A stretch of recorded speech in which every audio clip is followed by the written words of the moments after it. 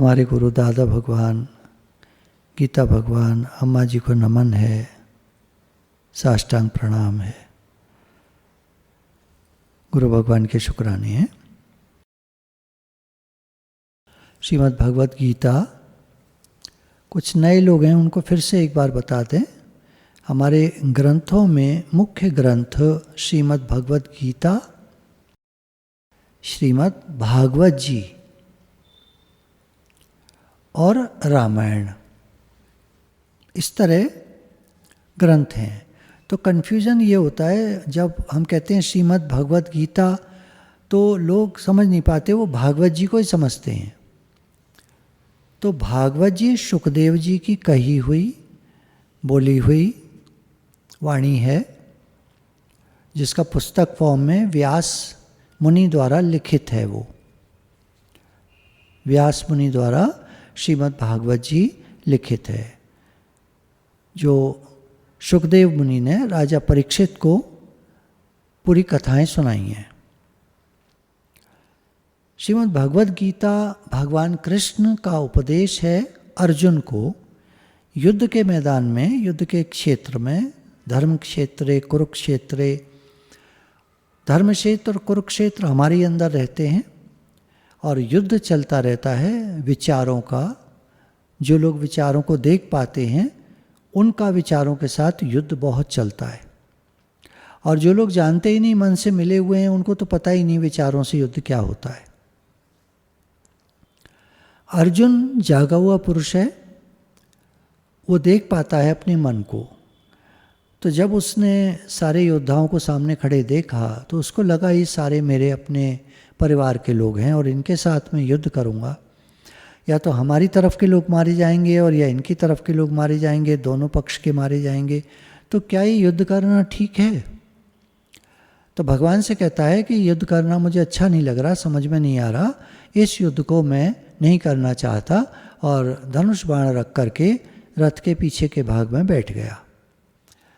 भगवान जाकर उसको समझाने लगे कि देखो इतना कुछ हुआ है पीछे के 14-15 सालों में, और बचपन से ही होता आ रहा है। बचपन से ही भीम को मारने का प्रयास किया इन लोगों ने, कई हरकतें की हैं, कई अन्याय किए हैं तुम लोगों पर, आतताई हैं ये लोग।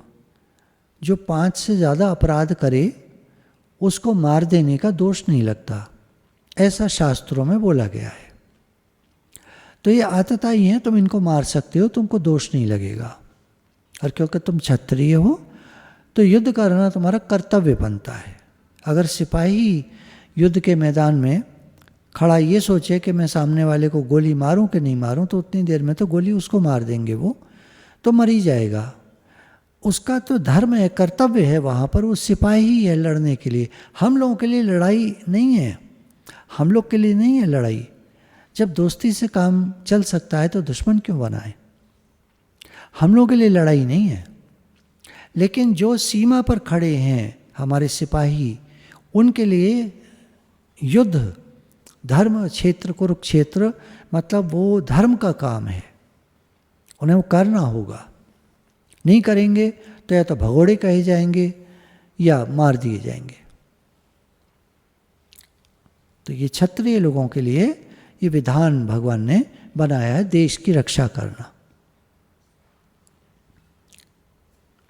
तो ये शॉर्ट में मैंने आपको बताया कि श्रीमद् भगवत गीता भगवान कृष्ण के द्वारा बोली हुई है, और भागवत जी जो है शुकदेव मुनि के द्वारा बोली हुई है राजा परीक्षित को। भगवान कृष्ण के द्वारा गीता बोली हुई है अर्जुन को। ये संवाद है इन लोगों के बीच का। 17वें अध्याय का हमारे श्लोक चल रहे थे।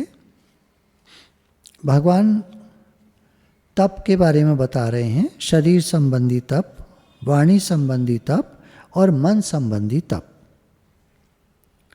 पहले हमने यज्ञ सुने थे, सात्विक, राजस, तामस, ये 3 प्रकार के यज्ञ होते हैं, लोगों के द्वारा किए जाते हैं। भोजन हमने 3 प्रकार के लोगों को कैसा कैसा पसंद होता है वो सुना था, और यज्ञ, तप और दान 3-3 प्रकार के होते हैं, ये भगवान बता रहे हैं। कैसे कैसे लोग कौन कौन को पूजते हैं, सात्विक लोग किन को पूजते हैं, राजस किन को, तामस किन को, वो भी शुरू में भगवान ने 17वें अध्याय में बताया था। चलिए अब आगे चलते हैं। वाणी संबंधी तप। जो उद्वेग न करने वाला, प्रिय और हितकारक एवं यथार्थ भाषण है तथा जो वेद शास्त्रों के पठन का एवं परमेश्वर के नाम जप का अभ्यास है, वही वाणी संबंधी तप कहा जाता है। अब व्याख्या टिप्पणी ये स्वामी राम सुखदास जी की साधक संजीवनी नाम से श्रीमद् भगवद गीता आती है। साधक संजीवनी उसमें नीचे ऐड कर दिया गया है नाम, ताकि पता रहे कि ये साधकों के लिए ये पुस्तक व्याख्या की गई है, जिसको पढ़ करके उनको लाभ होगा। चलिए हम लोग पढ़ते हैं फिर। तो भगवान ने कहा जो उद्वेग न करने वाला, जो वाक्य वर्तमान में और भविष्य में कभी किसी में भी उद्वेग, विक्षेप और हलचल पैदा न करे। हम ऐसी वाणी बोलें, ऐसी बात बोलें कि जो अभी, और अगर वो व्यक्ति सोचने बैठा कि क्या बोल कर गए थे, तो भी भविष्य में उद्वेग, विक्षेप और हलचल पैदा न करे। उसके मन में, सामने वाले के मन में अगर हमने हलचल पैदा कर दी, हमने उसको उद्वेगित कर दिया, उद्वेलित कर दिया, विक्षेपित कर दिया, या अनेक वाक्य ये शब्द हैं, तो हमने ये वाणी का तप नहीं किया। फिर वाणी का तप है हम किसी को उद्वेगित न करें। तो जो उद्वेग न करने वाला भगवान ने बोला था, व्याख्या में बताया कि वर्तमान में और भविष्य में भी कभी किसी में भी उद्वेग, विक्षेप और हलचल पैदा न करे, वह वाक्य अनुद्वेग कर कहलाता है। अब प्रिय और हितकारक एवं यथार्थ भाषण, वाणी का तप है ये। प्रिय, हितकारक एवं यथार्थ बोली, आप ऐसा बोले जो प्रिय भी लगे, हितकारक भी हो, उसका भला भी हो अगले का, और यथार्थ, सच्ची बात कहें, जैसी आपने देखी सुनी है वैसे। व्याख्या में देखते हैं, जैसा पढ़ा, सुना, देखा और निश्चय किया गया हो, उसको वैसा का वैसा ही अपने स्वार्थ और अभिमान का त्याग करके दूसरों को समझाने के लिए कह देना सत्य है। किसी को हमें कोई बात कहनी है, तो हम लोग जैसे सत्संग में हैं, देखिए साधकों के लिए है कि क्योंकि ये साधक संजीवनी किताब है, तो साधकों के लिए है। तो जैसा हमने किसी पुस्तक में पढ़ा, सुना, उसके बारे में व्याख्या में सुना, देखा, कोई चीज़ अपनी आँखों से सत्संग के दायरे में हमने देखी, तो वैसा का वैसा ही अपने स्वार्थ और अभिमान का त्याग करके हम क्या करते हैं, थोड़ा मैनिपुलेट कर देते हैं बातों को। मैनिपुलेट मतलब घुमा फिरा देते हैं, अपने फ़ायदे के हिसाब से, अपने स्वार्थ के हिसाब से उस बात को हम थोड़ा घुमा फिरा देते हैं।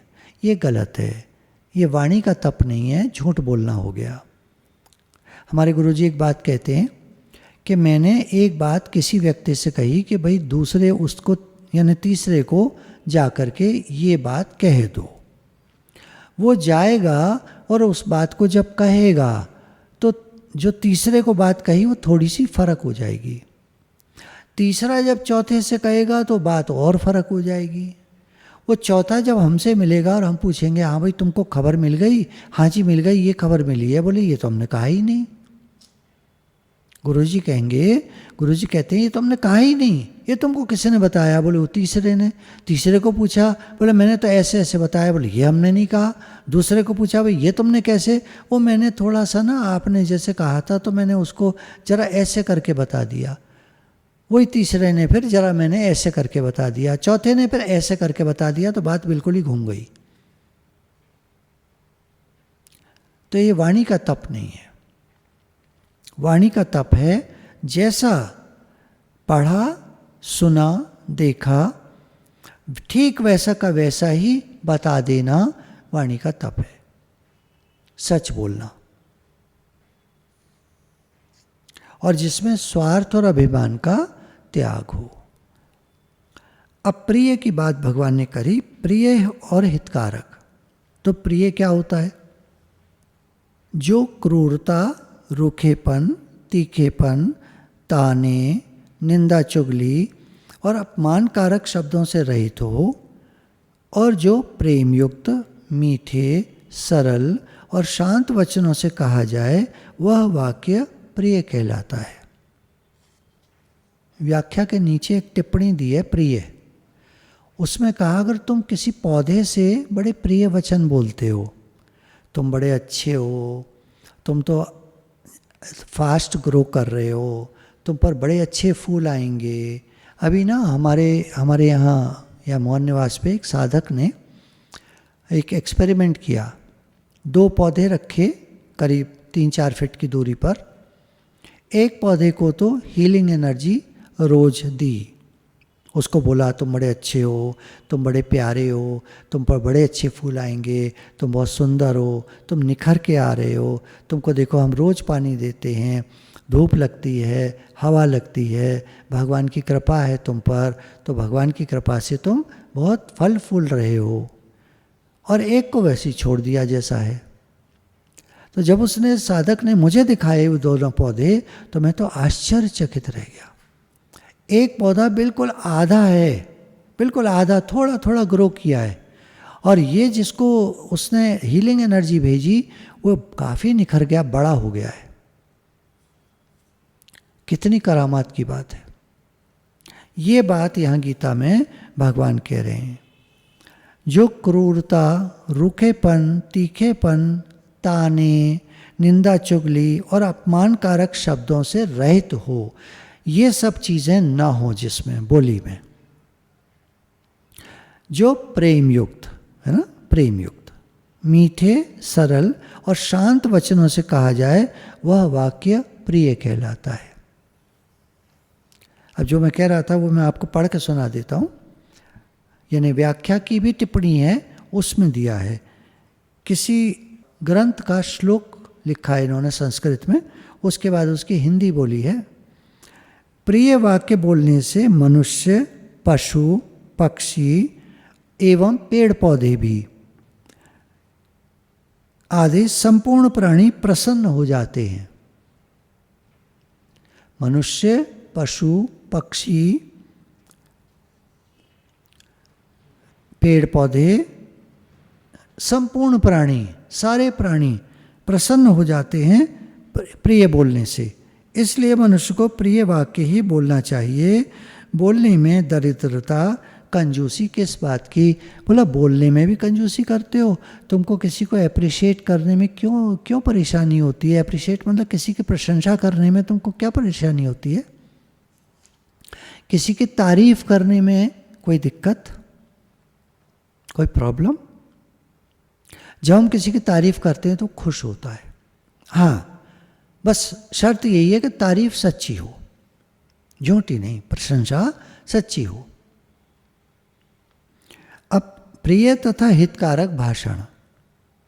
प्रिय हो गया, हितकारक। जो हिंसा, डाह, जलन, द्वेष, वैरभाव, वैर आदि से सर्वथा रहित हो, और प्रेम, दया, क्षमा, उदारता, मंगल आदि से भरा हो, तथा जो वर्तमान में और भविष्य में भी अपना और दूसरे किसी का अनिष्ट न करने वाला हो, वह वाक्य हितकारक कहलाता है।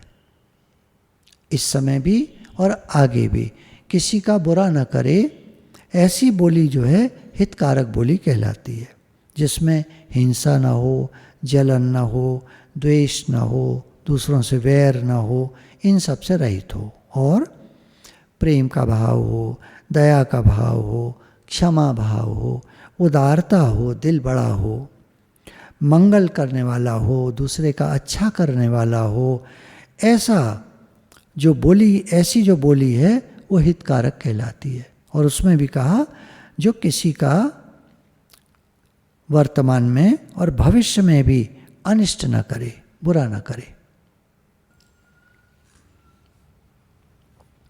श्लोक को फिर से देख लेते हैं, आगे व्याख्या लेंगे। जो उद्वेग न करने वाला, प्रिय और हितकारक एवं यथार्थ भाषण है ना, यथार्थ, सही सही भाषण है, तथा जो वेद शास्त्रों के पठन का एवं परमेश्वर के नाम जप का अभ्यास है। अब वेद शास्त्रों का पढ़ना, पढ़ करके बोल करके दूसरों को सुनाना, ये हो गया वाणी का तप। वेद शास्त्र पढ़ करके सुनाना लोगों को, ये हो गया वाणी का तप। आम आदमी क्या बोलता है एक दूसरे से? बुराइयां करते हैं, चुगली करते हैं, गॉसिप करते हैं, बेकार की बातें करते हैं, बकवास करते हैं, ये सब करते हैं। तो वाणी बेकार हो गई उनकी। तपस्या क्या है वाणी का? कि वेद शास्त्रों का पठन पाठन करो और वही दूसरों को बताओ।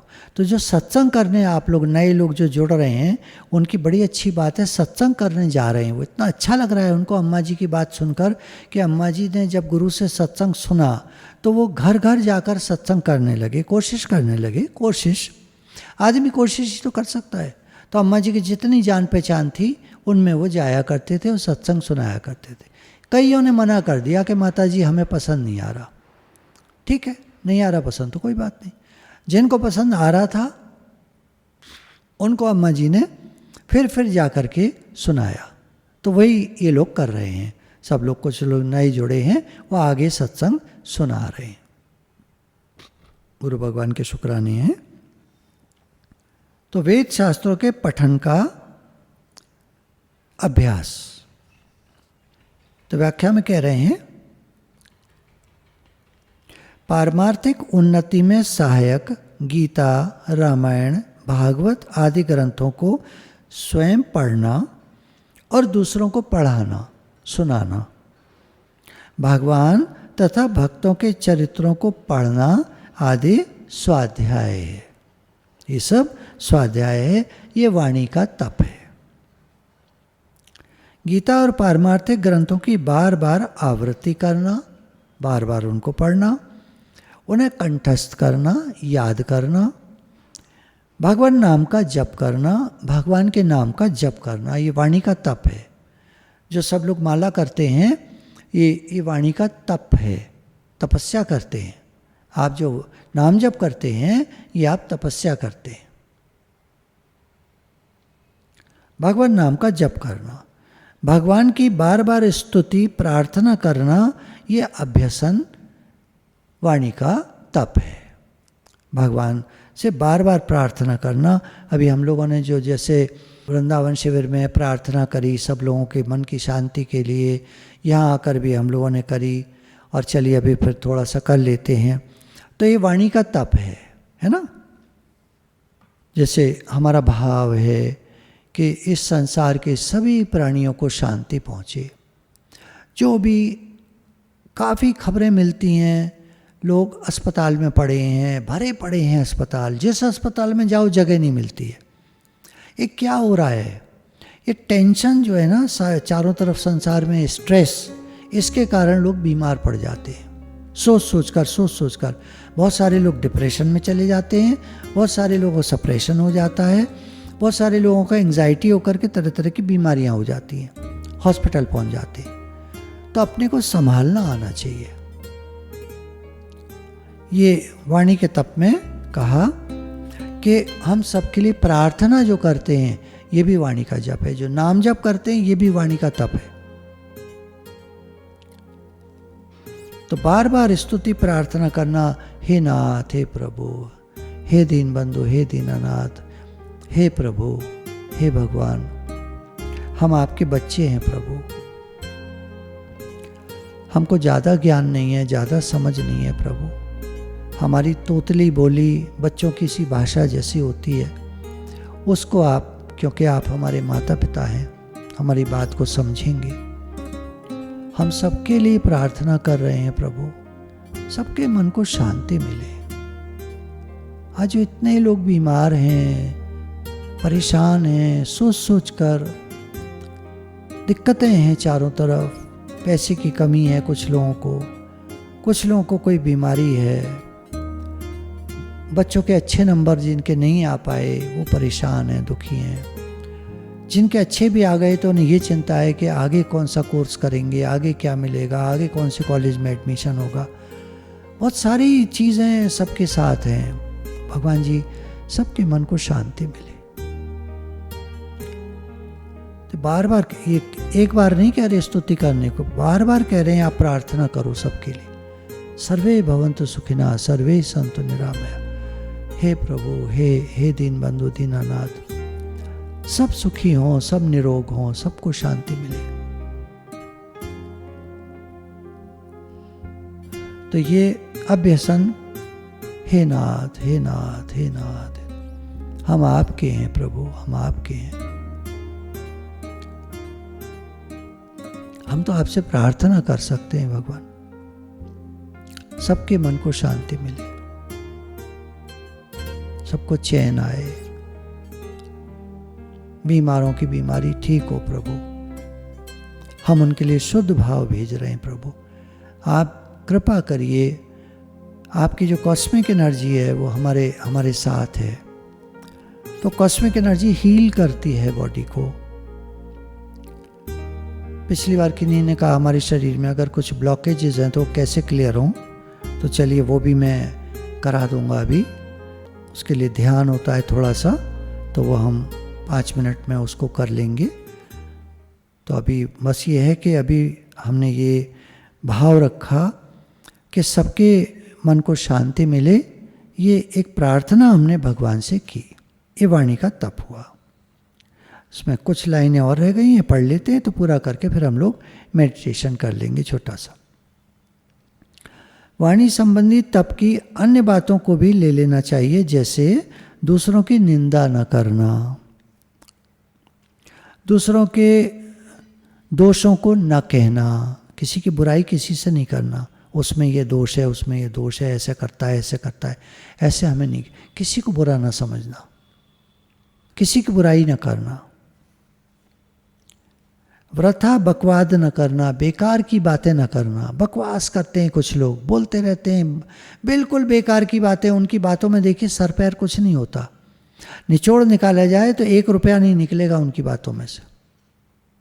कोई इंटेलिजेंट आदमी से बात करिए आप, और आपको अगर क्लिक कर गया तो आप करोड़ों रुपया कमा लेंगे उसकी बात से।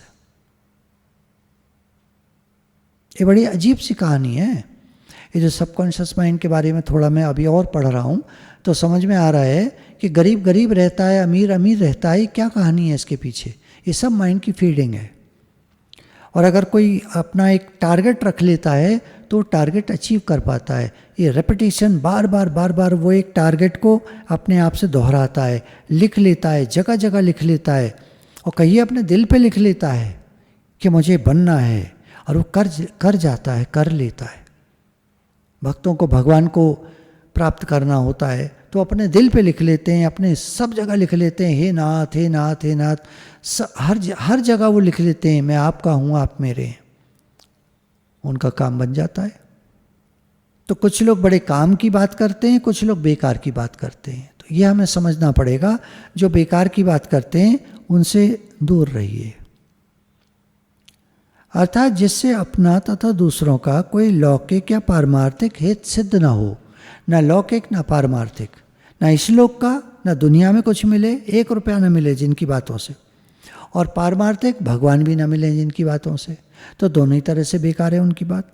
ऐसे वचन ये सब बोलना जो है ये वाणी का तप नहीं है, वाणी का वेस्टेज है।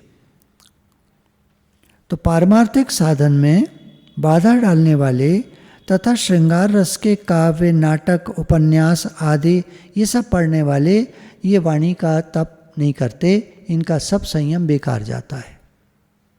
तो ये सब नहीं पढ़ना चाहिए, क्योंकि इनको पढ़ता है आदमी, इन्हीं को अखबार पढ़ेगा तो अखबार की बात करेगा, उपन्यास पढ़ेगा तो उपन्यास की बात करेगा। अरे भाई मिलता क्या है उसमें? उसमें है क्या कहानी के अलावा? एक कहानी तो है, वो भी फिक्शन। किसी की रियल लाइफ स्टोरी पढ़े और उससे कुछ गुण उठाए, अपने लिए लाभ उठाए और दूसरों को बताए तो बढ़िया बात है। क्या होता है कि बेकार की बातें सुनने से, पढ़ने से काम, क्रोध तथा लोभ ये निकल कर आते हैं, सरफेसिंग होती है इनकी, ये बाहर निकल कर आते हैं और आदमी को तंग करते हैं।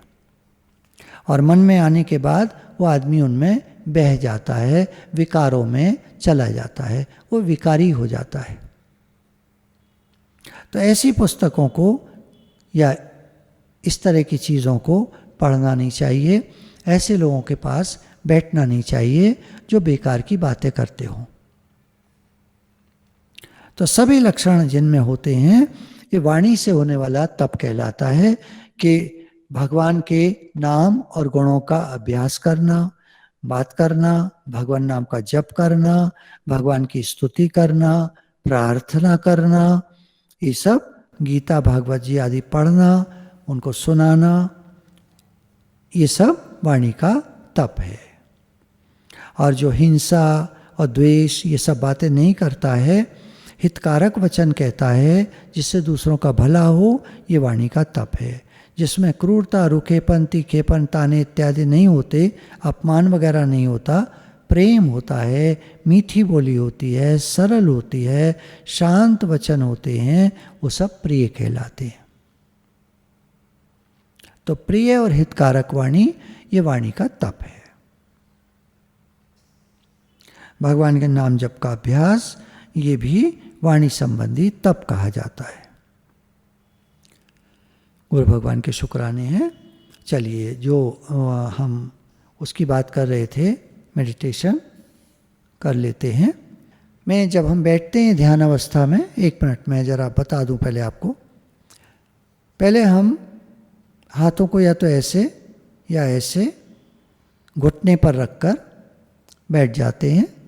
ऐसे रखते हैं तो अपनी गोदी में रखते हैं, ऐसे रखते हैं तो घुटनों पर रखते हैं और सीधे बैठ जाते हैं। कॉस्मिक एनर्जी पूरे हमारे शरीर में आ रही है।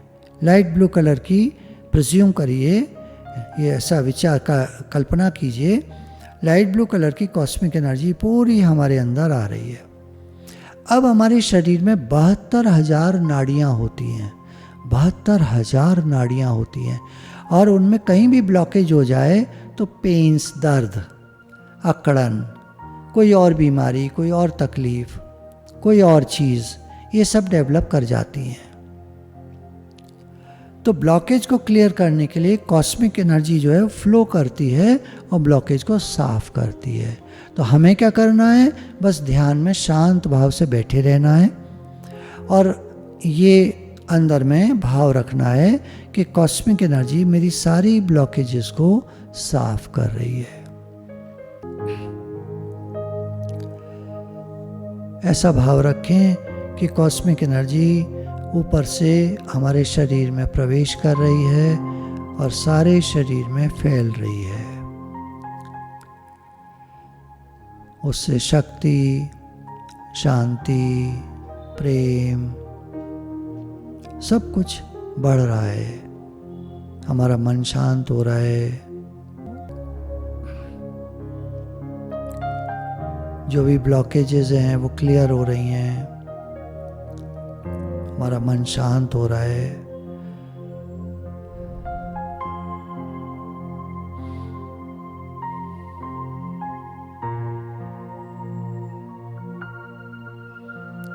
आपको हाथों में सेंसेशन फील हो सकती है, हाथों में कंपन महसूस हो सकता है, हाथों में ऐसा लग सकता है कि जैसे चींटियां चल रही होती हैं, उस तरह का एहसास।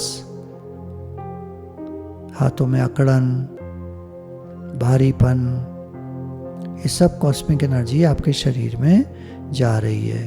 और जो ब्लॉकेजेस हैं उसके कारण अकड़न या भारीपन महसूस होता है, वो धीरे धीरे क्लियर हो जाएगा, ठीक हो जाएगा। बस ये अभ्यास को हमको समय समय पर करना है। हम लोग सत्संग में करते रहेंगे। मैं प्रयास करूँगा कि कराता रहूँ आपको, ताकि हम लोग पूरी तरह स्वस्थ रहें, हमारे मन शांत रहें और हम खुश रहें।